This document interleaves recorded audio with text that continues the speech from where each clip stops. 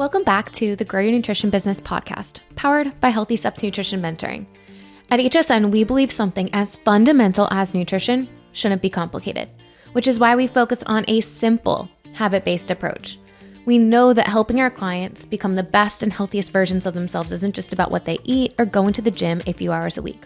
We have to focus on a holistic approach, addressing nutrition, stress management, mindset, sleep, support system, lifestyle, and of course, exercise. HSN Mentoring provides a turnkey solution for gym owners and coaches to build a professional nutrition coaching program in their gym that's guided, tested, and proven, written and backed by registered dietitians. My name is Nicole Coyne. I'm the founder of Healthy Steps Nutrition, home of CrossFit HSN and HSN Mentoring. So excited about this week's podcast episode. We are talking all about menopause, how to help our clients reach their health and nutrition related goals. Today's podcast guest is Amanda Haar. She has over a decade worth of experience in helping clients with hormone health and helping them through menopause to reach their health and wellness goals. She has some incredible success stories, some simple things that you can do as a nutrition or a health coach to help your clients that's not necessarily just related to nutrition. This podcast episode is such a popular topic. So many of the Healthy Steps nutrition coaches have questions around hormone health, and more people in general are wanting to know more about their hormone health. So we talk big picture, and then we also talk about a specialty masterclass that we launched back in April for HSN coaches to help dig a little bit deeper into hormone health. We got some feedback. We've done 2 rounds of this masterclass. It's been loads of fun. People at the end of the masterclass are launching a higher ticket hormone health program. So Amanda dives into that a little bit. We talk about not just nutrition, but also stress management, strength training, all the important things that you need to be thinking about when looking at a holistic approach and helping people specifically in menopause. I hope you enjoy this podcast episode with Amanda.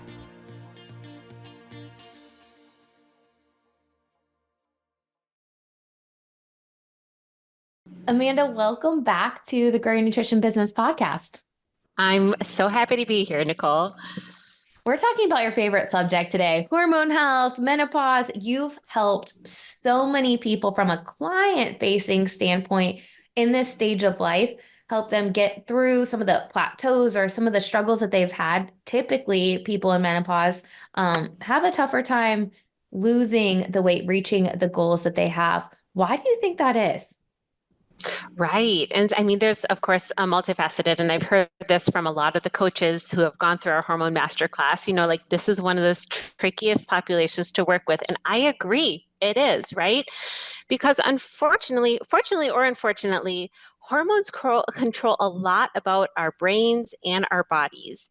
And when we're going through the phase of perimenopause, which usually kind of gets lumped right into menopause, but it's quite different because we have estrogen soaring up and then crashing and up and then crashing. There's a lot of mental challenges there. Anxiety is very common, which we think about taking steps consistently. If we have anxiety or depression, how easy does taking those steps feel for you, right? Plus, these women are of, 5 or so decades of life or more that they've had certain habits. They might have been through how many different types of diets in the past. Right. So really, and also what has their metabolism been doing throughout the years? So a lot of these things pose challenges. Plus, we see that, when we have low estrogen levels, our cortisol, our stress hormone increases, which also helps to increase our abdominal fat, right? It really is a challenge for our weight gain during this phase. So it is very common for women to gain weight throughout the menopausal years. And so sometimes our clients, when they come in with a goal of like, oh, I want to lose, let's say, 4 pounds a month, like we would typically see. Well, it's possible, but it's probably more realistic to even just like stop gaining weight, right? Like that is a huge success. So I think, one of the ways that we can help clients succeed, even as far as our strategy, is like, how are we helping them set their goals? Are we kind of going with like the standard of what we're typically going to expect from most people, which again, like I've seen it happen with some clients that are postmenopausal. Cool. They've been super consistent. But thinking about all the mindset and the hormonal challenges, like how can we make these goals realistic for them? You think about when you're working with just general population around the holidays, it's reassessing the goals. Like just like you said, maybe our goal isn't weight loss during the season. It's just maintaining, the work that we've done, the habits that we've created, and looking at non-scale victories as well. How's your sleep? How's your energy level? How's your mood? We know that people that are, going through menopause are struggling with a lot of those things too. So, looking at more of a fuller picture. You've mentioned this before in conversations that we've had, which I thought was really insightful. When you think about people that are going through menopause, a lot of times they're at the height of their like careers, right? So there's a whole nother level of stress that they're dealing with that can cause some challenges when we look at weight loss. Totally right. Yeah, it might be career stress, maybe even piled onto that. They're taking care of their elderly parents and their own kids are maybe teenagers or going off to Mm, college. So they just have, responsibilities in so many directions. And then we think about also like the women who have gone through menopause and are maybe like in the retirement phase of their lives.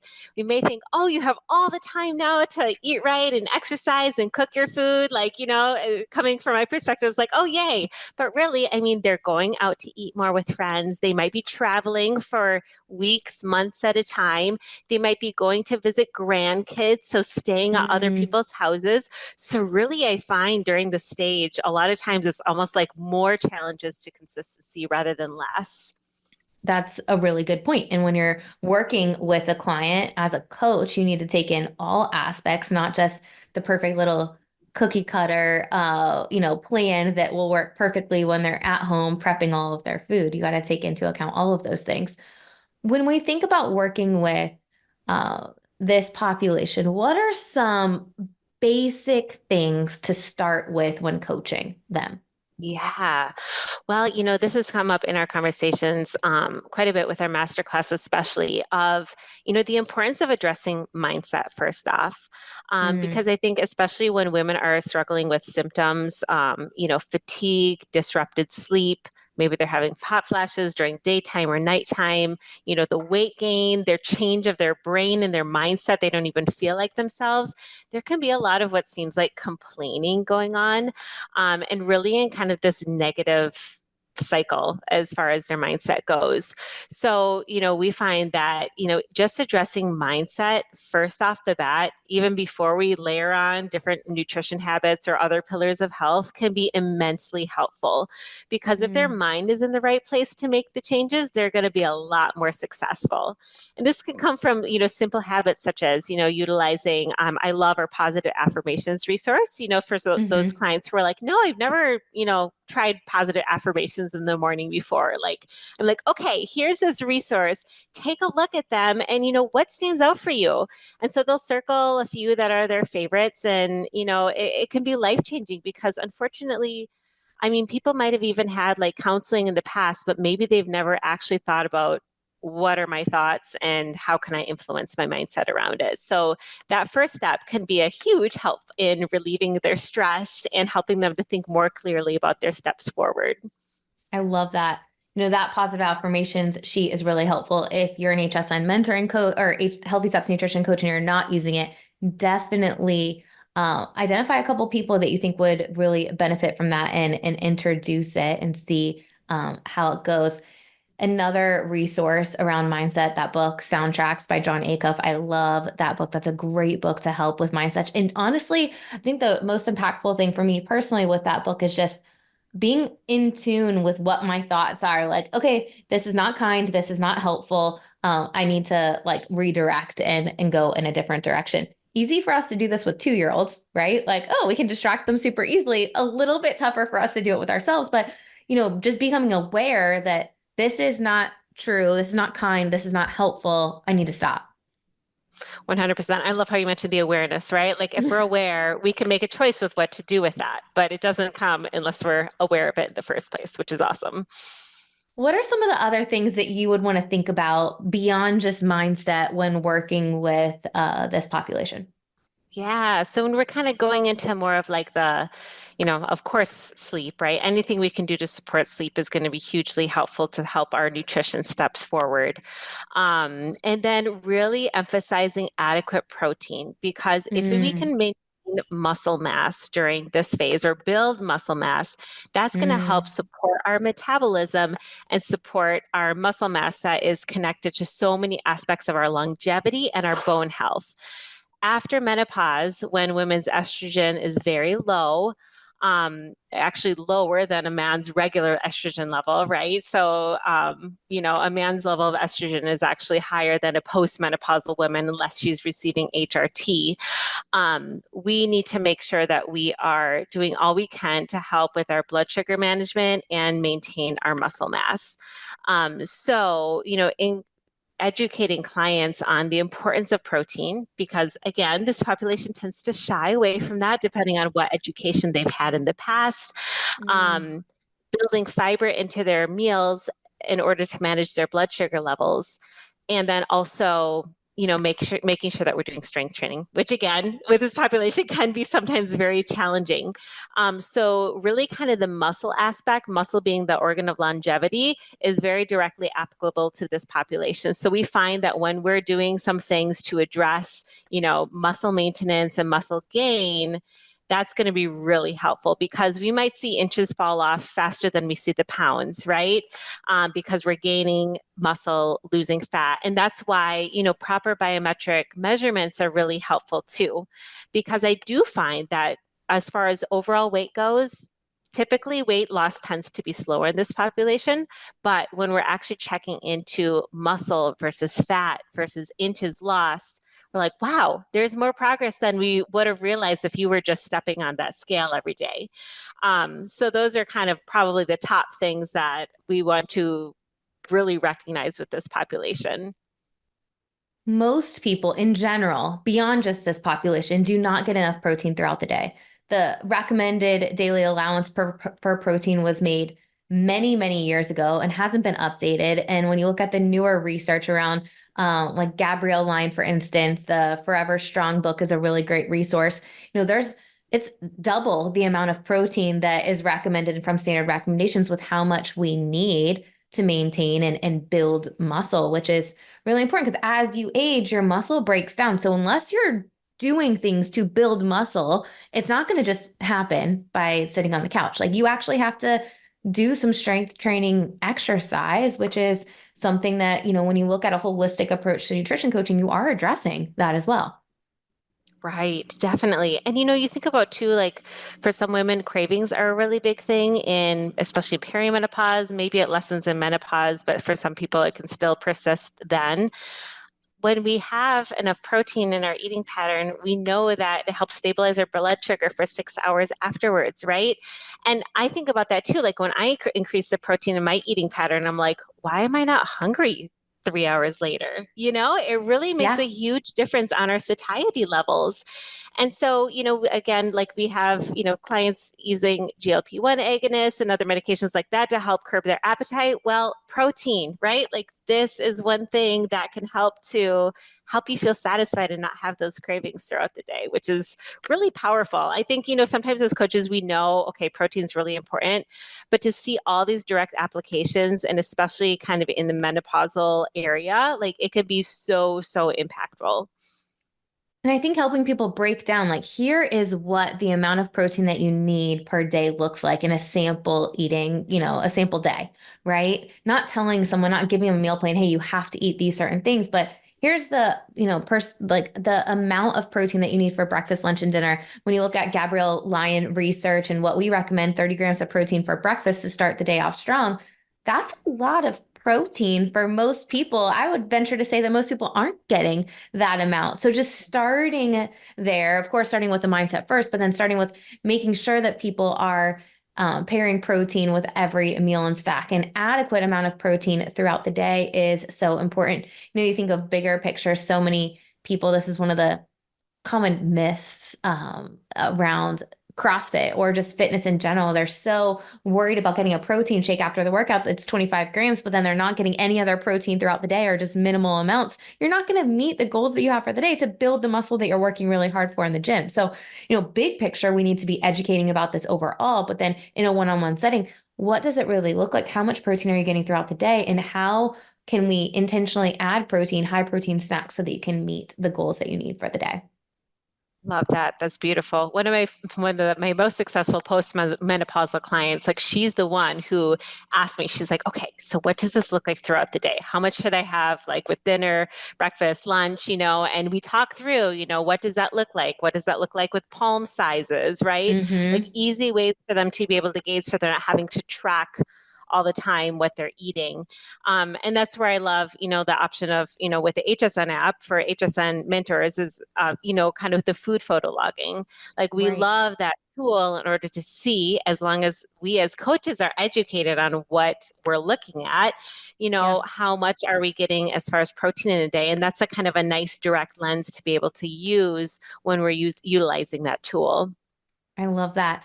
All right, so we talked about big picture. Our listeners have an understanding of how to address some of the basic things with our menopause population. How do you dig deeper in the hormone masterclass? And maybe we should take a pause and talk a little bit about the masterclass. It's been super popular. We launched this 6 week masterclass after our annual event last year, filled it up within a week of launching it with the first round of people in there. And basically, you've created weekly educational videos, but then there's also a weekly call where you guys dive into the stage or the different concepts that you're teaching in the weekly educational video and talk a lot about application client scenarios. How are you digging in with this specific population in the masterclass?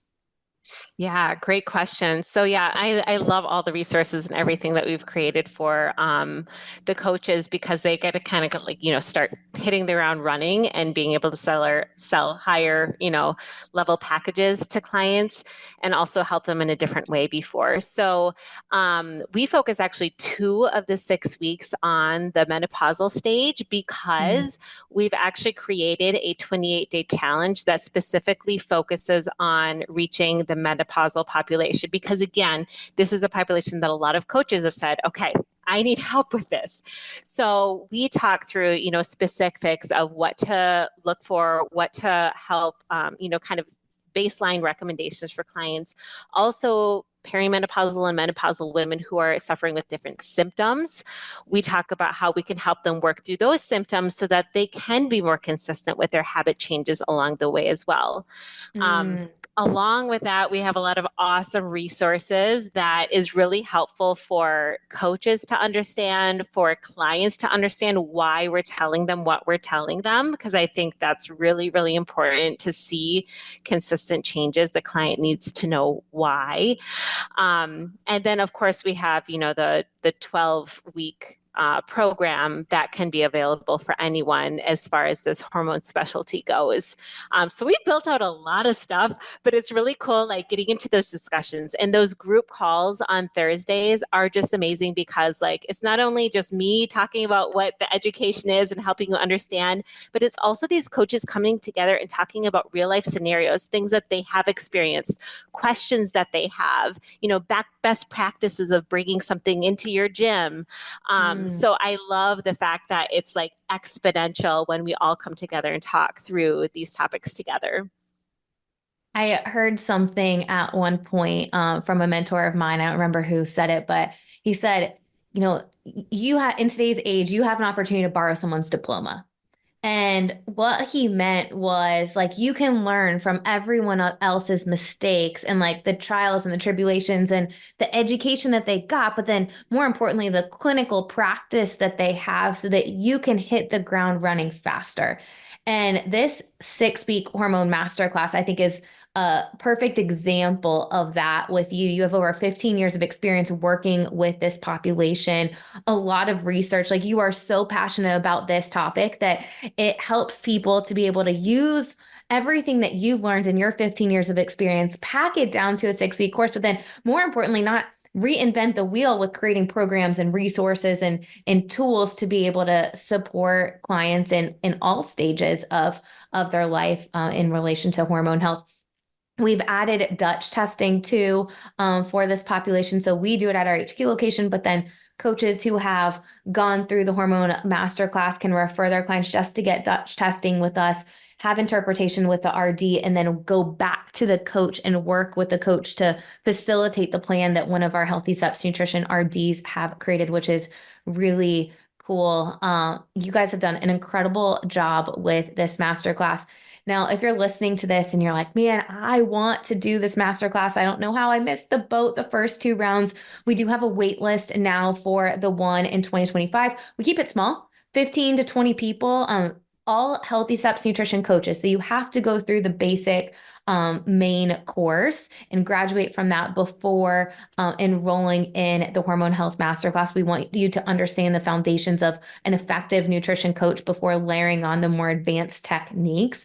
But if you're interested in this, you're an HSN client, HSN coach, you can click the link in the show notes and we'll have the waitlist information there. We do plan to launch another one early 2025. We are done for 2024 after this one wraps up. It just started last week, but everyone is super excited to be in there and to learn so that they can ultimately hit the ground running so they can make a greater impact with this population and just helping people who want to learn more about their hormones and optimize their hormone health.